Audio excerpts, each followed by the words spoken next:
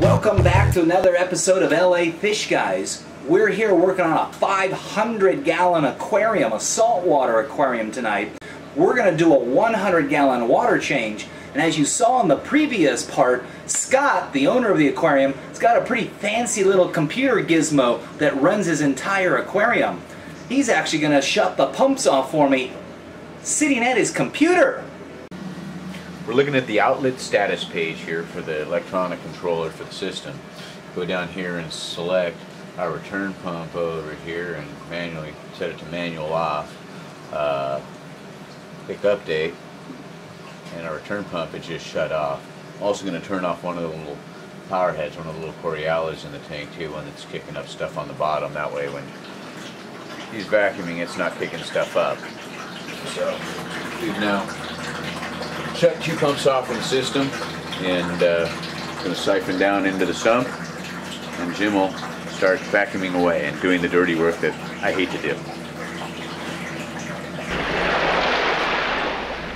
So part of doing the big 100-gallon water change is determining how much water to take out. Obviously it's 100 gallons, but how do you know that until you've taken it out? Well, there is one way to try to determine that, and that's to calculate it. The formula used for determining the volume of a rectangular tank is length times width times height divided by 231. So the tank is 96 inches long. It's 48 inches wide, and it's probably about 24 inches tall. Obviously, we don't want to drain it all the way down. So we have to take 96 times 48 times 5 inches. Divide by 231 equals 100 gallons. So I'm going to mark 5 inches down from where the water level is, and that's the amount of water I'm going to take out and drain into these trash can reservoirs here, and then we're going to pump 100 gallons of new water back in. So if we're off, we're either going to be plus or we're going to be minus. Find out if I'm right on my math here.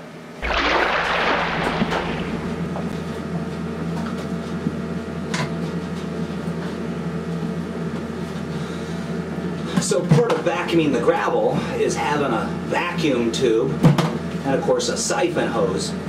We've got that large reservoir sitting down here. So we're going to go ahead and start vacuuming the gravel. To get the vacuum started requires a siphon. To get the siphon going requires me to suck on the end of the hose and suck the air out of the hose so the siphon actually starts. 999 times out of 1,000, I can do this with no problems. It's unfortunate, for your sake, that Scott didn't have the camera rolling in this particular situation because I got a mouthful, and it was big time too.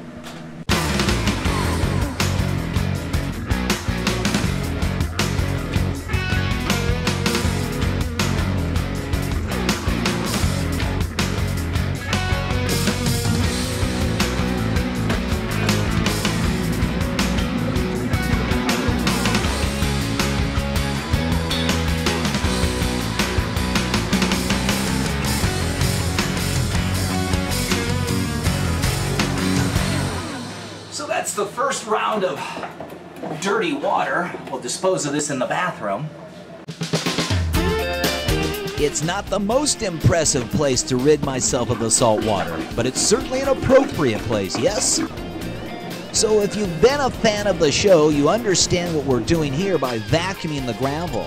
If you're new to the show and not familiar with what we're doing, we're vacuuming the gravel. We're using a siphon to draw water out of the tank. This siphon sucks up the gravel, but we'll regulate how much comes out, and we only want to take the dirt, leaving the gravel behind. Okay, so you can see the water's out. That's about 100 gallons in 500 gallons. It's down about 5 inches. Right there at our mark. And now we're ready to start pumping the new salt water back into the tank. And this will be real ocean water. And once again, it's our 100-gallon container that we have in the van. So I'm going to go ahead and start getting ready to pump that back into the tank. My Chevy Astro van will comfortably hold 8 5-gallon jugs of water in the back end for a total of 40 gallons.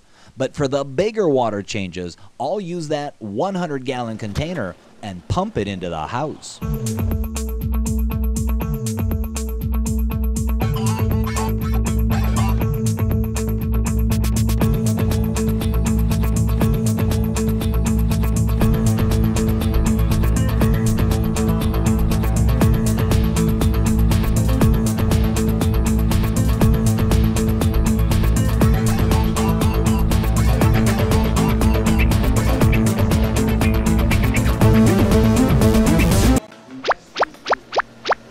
Now that takes care of the 100-gallon water change on my big Reef tank.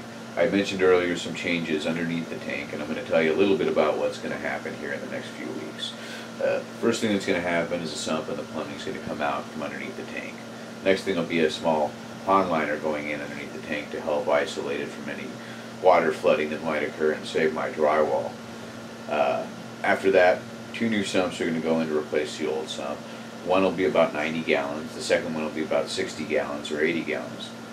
The first one will have a large cone skimmer in it, as well as some live rock. The second one will be a dedicated refugium. It'll have a deep sand bed, as well as a lot of macroalgae, hopefully, and keep the tank in check. Sounds pretty exciting, and I'm all for doing different things, but I've already expressed my opinion to Scott a number of times that I don't believe you can take a wet-dry trickle filter in a very well-established 500-gallon fish tank, pull it out of it, and slip a brand new, whether it's living or not, filter system or refugium in place of it without anticipating any little bumps in the road or biological issues which might lead to problems with the fish. So be sure to come on back for future episodes of LA Fishguys as we explore expanding new opportunities and always keep moving forward.